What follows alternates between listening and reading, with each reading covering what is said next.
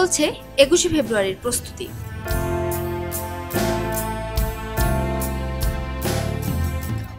কোটি মানুষের আস্থার ভালোবাসায় ১১ বারের মতো দেশের ১ নম্বর রেফ্রিজারেটর ব্র্যান্ড ওয়ালটন।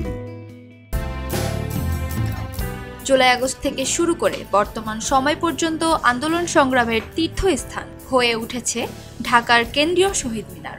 অন্যান্য যে কোনো সময়ের তুলনায় এই সময়ে সবচেয়ে বেশি ব্যস্ত ছিল শহীদ মিনার। তবে ২১শে ফেব্রুয়ারিকে ঘিরে দৃশ্যপট বদলে যাচ্ছে। ২১শে ফেব্রুয়ারির বাকি আর মাত্র ২ দিন।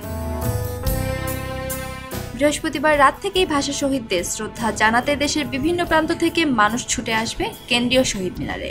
নানা রঙের ফুলে সুভাষিত হবে শহীদ বেদি, আর সেই বেদিকে প্রস্তুত করতে চলছে এখন বেদি সাজানোর কাজ।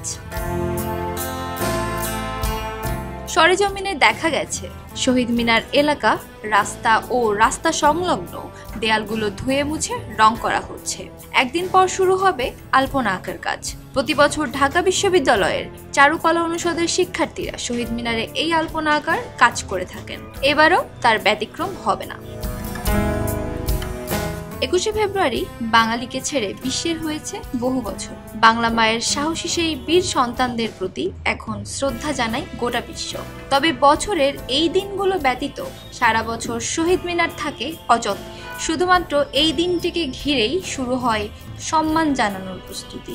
সম্মান, শ্রদ্ধা একদিনের নয়, সারা বছরই ভাষা শহীদরা তাদের প্রাপ্য সম্মানটুকুন পাবেন, এমনটাই আশা সকলের। আকি আক্তার দোলনা, খবরের কাগজ। খবরের কাগজ, নিখাত, নির্ভীক, নিরপেক্ষ।